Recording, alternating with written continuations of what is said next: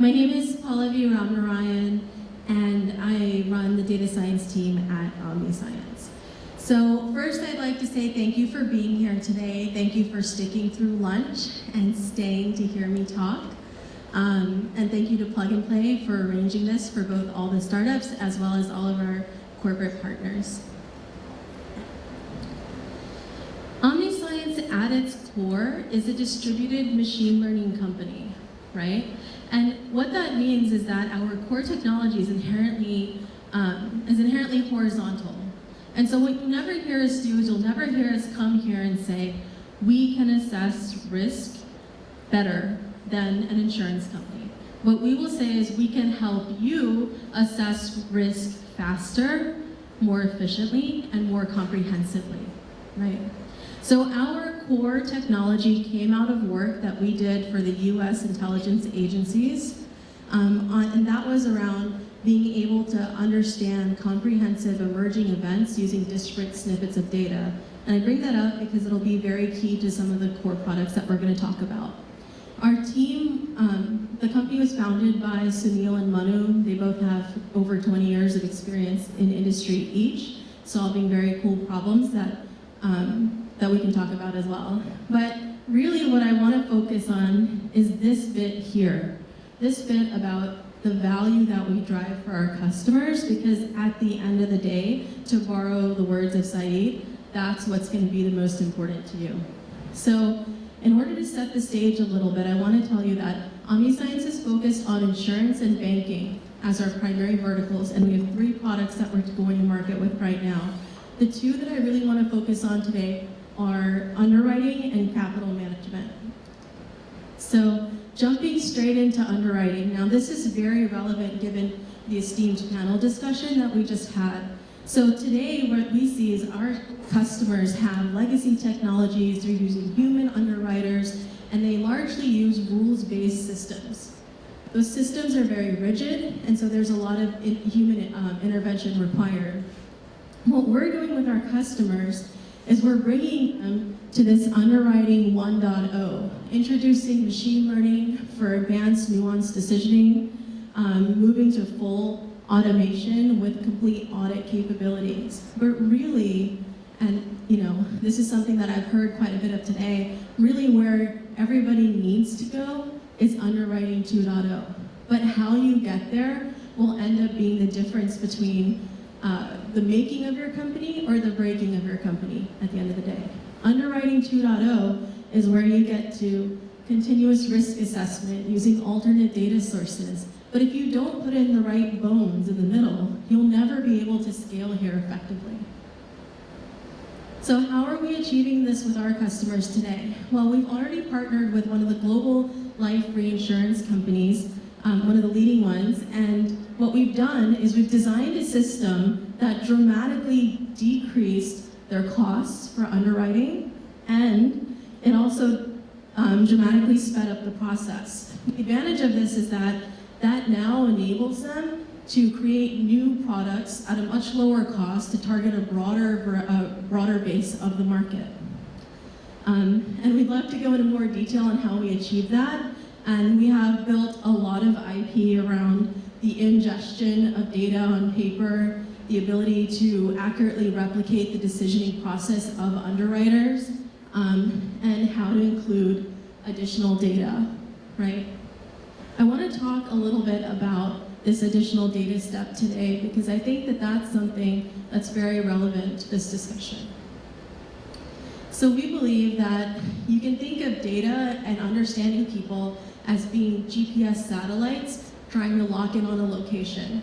The more different types of data you have about a person, the better the view is of the individual. But the challenge is not in getting the data.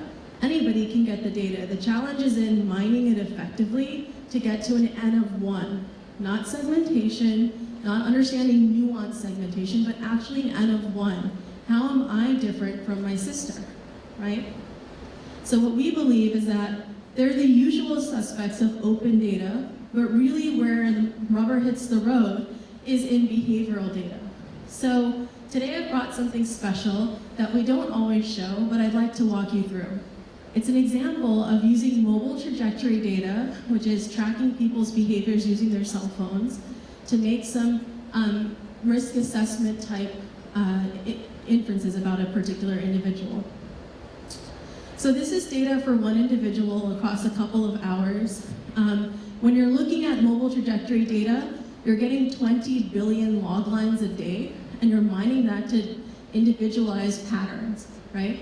So here we've plotted from blue to red, it's the time series, start to finish, and the axes are latitude and longitude. These are the paths of where somebody's gone throughout their day. When you overlay the paths on Google Maps or any other map system, you can actually see that it corresponds directly to key roads and routes taken. So what can you tell about that? And we call these our creepy factoids. So this kind of information lets you know how they eat.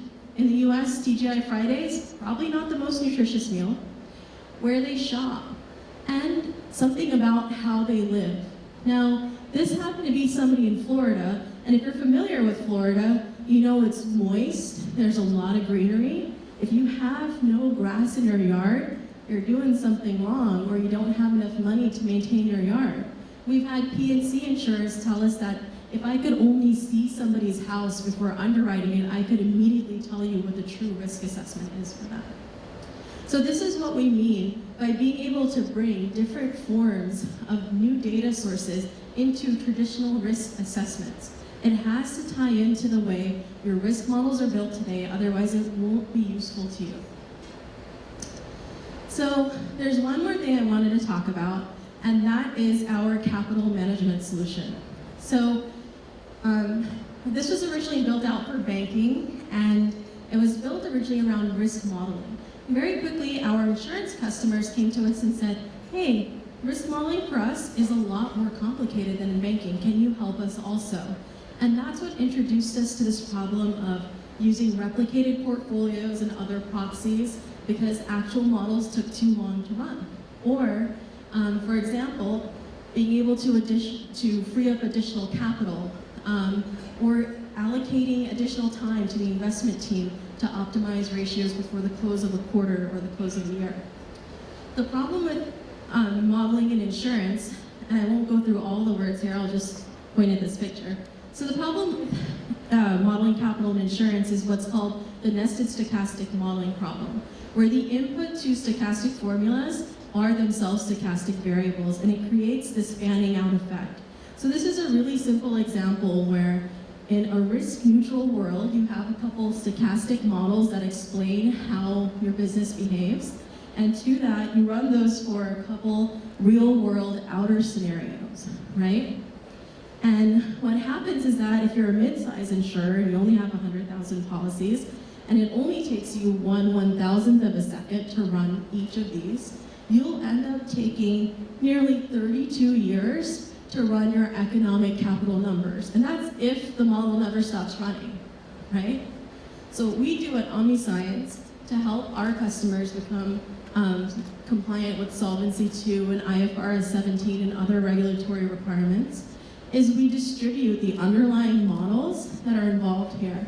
And that distribution allows this to run rather than in a matter of weeks or years, in a matter of hours. So now we brought this down to, let's say, 4 hours. So you can run this as often as you'd like and give your investment team that additional 30 days at the close of quarters, at the close of the year, to make sure that your portfolios are optimized for how you want your close to look. So that's pretty much all I came to talk to you about today. I'm really excited to be here. I'm joined by 2 of my colleagues there in the back. We'd love to talk to you a bit. We're here in China looking for the right kind of collaborative partner to work with. This is generally how we work. We'd love to talk about more of these details with you later. So thank you for your time today.